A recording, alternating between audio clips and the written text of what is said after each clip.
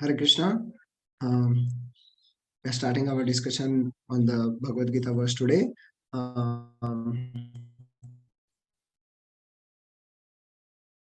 Before beginning, we will offer our obeisances to Shri Nitai Gaur Chandra, Shri Vaman Devji, and Shri Prabhupada, and then we'll recite some prayers.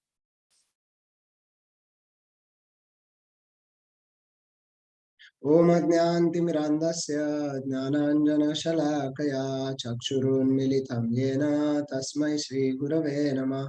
Namo Om Vishnupadaya Krishna Preshtaya Bhutale Srimate Bhaktivedanta Swami Niti Namine. Namaste Saraswate Deve Gauravani Pracharine Nirvishesha Shunyavadi Pachatya Deshatarine. Jai Shri Krishna Chaitanya Prabhu Nityananda Shri Advaita Gadadhara Srivasadi Gaura Bhakta Vrinda. Hare Krishna Krishna Krishna Hare Hare Hare Rama Rama Rama Hare Hare. Hare Krishna. Today we will recite the verse number 17 from second chapter, the contents of Gita summarized. Second chapter is the summary study of Bhagavad Gita, as in English it is called as. So entire Bhagavad Gita, the essence, it is explained in second chapter. And whatever the verses we are studying now, those are the essential verses or the essence verses of the characteristics of soul, which explained by Supreme Lord Krishna to Arjuna and directly to us. So Bhagavad Gita 2.17. Avinashi tu tadviddhi yena sarvam idam tatam vinasham avyayasya sya na kachets the entire body. You should know to be indestructible. No one is able to destroy that imperishable soul. So we'll see, we'll discuss more about this verse. In this verse, Krishna is explaining Arjuna. See, from in Bhagavad Gita, first chapter Arjuna told everything. Like, yes, I can't fight. After Krishna started speaking, first Krishna scolds Arjuna. Like, how you got this? This importance, how you are important like this, and how you got this feeling that you are thinking that they are your relatives and you can't fight. So this is not suitable for a kshatriya. So Krishna is telling Arjuna, yes, this is not at all suitable to a kshatriya like you. So how you got such feeling? And then Krishna starts explaining. Then Arjuna told in 2.7 Karpanya Devasopata Swabhava that I'm now completely surrender. And then Krishna, because Arjuna was feeling that they are their relatives and he can't fight with them because he has attachment. So Krishna is telling, okay, they are, if they kill, then what is the use of kingdom? For I'm fighting. So Krishna told, yes, no, it is, it is not like they are the bodies which you kill, but they are soul. The soul is eternal. So no one can kill the soul. So we have seen so many verses. And here from last verse 2.16, Krishna explicitly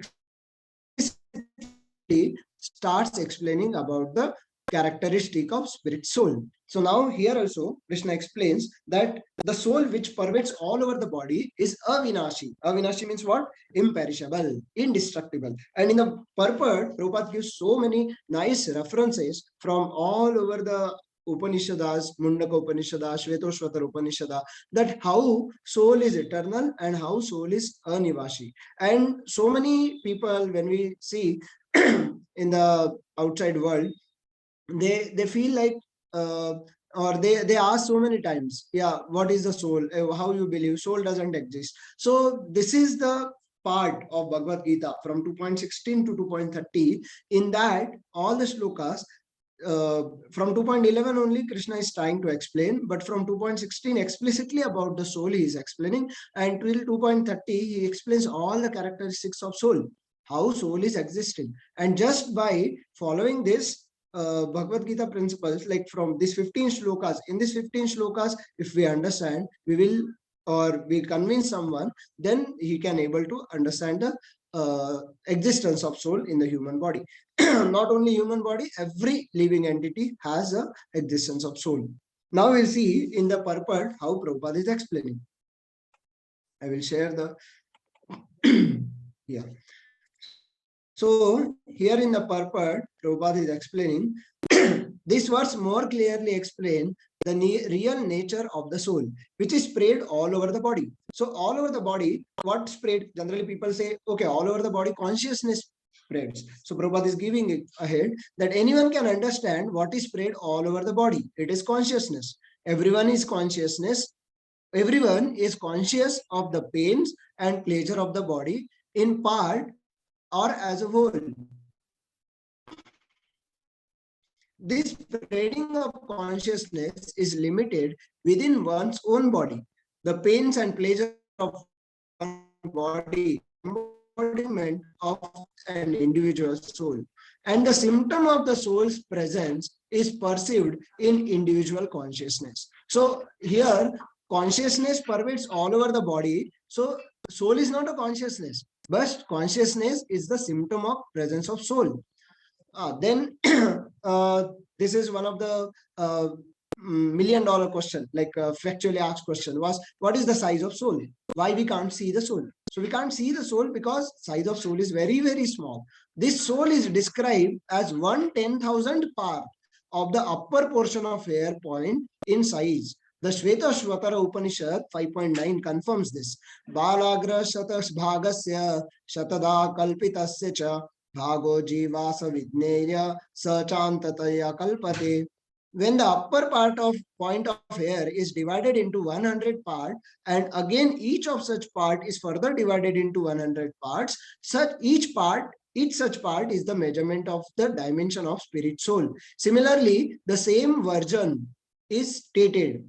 Keshagra Shata Bhagasya Satamsha Sadram Shatmaka Jiva Sukshma Swarupoyam Sankhyatito Hichit Kana. There are innumerable particles of spiritual atoms which are measured as 1/10,000 of the upper portion of hair. Therefore, the individual particle of spirit soul is a spiritual atom smaller than the material atom. So 1/10,000 part of the tip of the hair.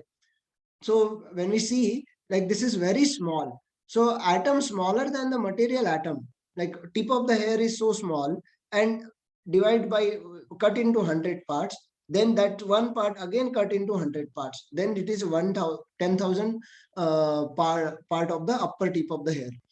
So this tiny soul, it is smaller than the spiritual atom. Spirit soul is a spiritual atom which is smaller than the material atom. Sorry, and such atoms are innumerable. This very small spiritual spark is the basic principle of the material body, and the influence of such a spiritual spark is spread all over the body, as the influence of the active principle of some medicine spreads throughout the body. This current this current of the spirit soul is felt all over the body as consciousness, and that is the proof of the presence of the soul. Any layman can understand that the material body minus consciousness is a dead body, and this consciousness cannot be revived in the body by any means of material administration. Okay, so the existence of soul, very nicely Krishna is explaining what is the size of soul. Through the Upanishad, Prabhupada is giving the references also. Therefore, consciousness is not due to any amount of material combination, but to the spirit soul. In Mundaka Upanishad 3.1.9, the measurement of the atomic spirit soul is further explained. Eshu anur eta chetasya vidyato yasmin prana panchada samvivesha praneshchitam sarvam otam prajanam yasmin vishuddhe vibhavati esha atma. The soul is atomic in size and can be perceived by perfect intelligence. This atomic soul is floating in the 5 kinds of air. We know that 5 kinds of air are there in our body. Even Ayurveda explains this. Prana, apana, vyana, samana, udana. Which is situated and the atomic soul is situated within the heart.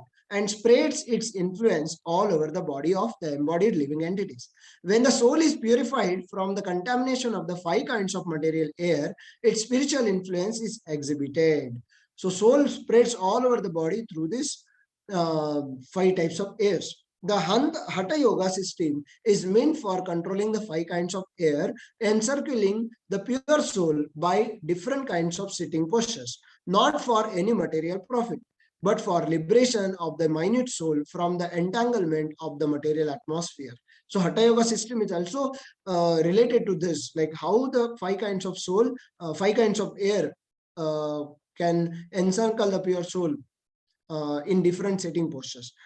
So the constitution of the atomic soul is admitted in all Vedic literatures, and it is also actually felt in the practical experience of the sane man. Only the insane man can think of this atomic soul as all-pervading Vishnu Tattva. The influence of the atomic soul can be spread all over a particular body. According to Mundaka Upanishad, this atomic soul is situated in the heart of every living entity, and because the measurement of atomic soul is beyond the power of appreciation of the material scientists, some of them assert foolishly that there is no soul. So they can't see the soul because modern science tells that what you see, that believe. But no, Shabda Praman is the best. Pratyaksha Praman, Anumam Praman fails in front of the Shabda Praman. So we have to believe on the words of scriptures, which are giving the existence of soul and clearly explains in many Upanishads. The individual atomic soul is definitely there in the heart along with the super soul, and thus all the energies of bodily movement are emanating from this part of the body. Even modern science also accepts that all energies are emanating from the heart. All energies to perform all the different works by different parts of the body. The energy, the instructions given by the heart, like main source of energy is the heart. And in that, what is the main source? That is soul. Because soul is present, therefore heart is working and everything is working. The modern science tells the corpuscles which carry the oxygen from the lungs gather energy from the soul. When the soul passes away from this position, the activity of blood generating fusion ceases. Medical science accepts the importance of the red corpuscles, but it cannot ascertain that the source of energy is the soul. Medical science, however, does admit that the heart is the seat of all energies of the body. Such atomic particles of the spirit world are compared to the sunshine molecules. In the sunshine, there are innumerable radiant molecules. Similarly, the fragmental part of the Supreme Lord are atomic sparks of the rays of the Supreme Lord, called by the name Prabha or superior energy. So the light which is emanating from the Lord, that Prabha, Lord's energy, that the fragmental part of the Supreme Lord are the atomic spark of the rays of the Supreme Lord.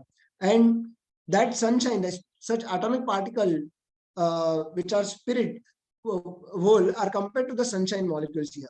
So whether one follows Vedic knowledge or modern science, one cannot deny the existence of spirit soul in the body. Prabhupada clearly explains that yes, whatever happens, soul is existing. Without soul, our spiritual life will not go. Because when we understand the existence of soul, we will work on that. Yes, we have to, that soul is eternal. Then we will not think about the whatever happening around us, the happiness and distress which is coming like summer and winter, because soul is eternal. So whatever fights which are happening with any of our relatives or our friends, so we will not bother, or we will not get affected because of that, because when we have the faith on the existence of soul, we will be totally focused that yes, soul is part and parcel of super soul, and which is connected to the super soul. When the soul is connected to the super soul, we will automatically advance in spiritual life, because we will think of that yes, that soul, I am a soul, I'm not this body, and this soul belongs to the Supreme Lord, and it is like it's my duty that to take this, like it's my duty in this human life, this soul, I should go back to God. So every day when we chant and when we this is the exact process which is given in the Kali Yuga, that's Harinama Kevalam. And Prabhupada explains in the last line that, and the science of soul is explicitly described in the Bhagavad Gita by the personality of Godhead himself. So here we can understand, yes, the process which is given by Srila Prabhupada, that chanting process, hearing, reading process, and this devotional service will take us back to Godhead. And when we understand the knowledge which is given in Bhagavad Gita by the Supreme Lord, we will surely go back to Godhead in this lifetime only. So that is our goal, and we should try, or we should be determined on that goal, and focus on our spiritual activities, which will lead us to the spiritual world, and try to preach to the others that yes, spiritual life is the way to live, because this is the life which we can give to the all, so that it will be eternal happiness. Prabhupada, every time Prabhupada used to tell, chant and be happy. So when we chant every day, when we read every day from Bhagavad Gita, our scriptures from Bhagavatam, we will feel happy, and we will feel connected to the Super Soul. So thank you very much. It's 7 o'clock. We'll stop here for today. Thank you very much for attending. Hare Krishna.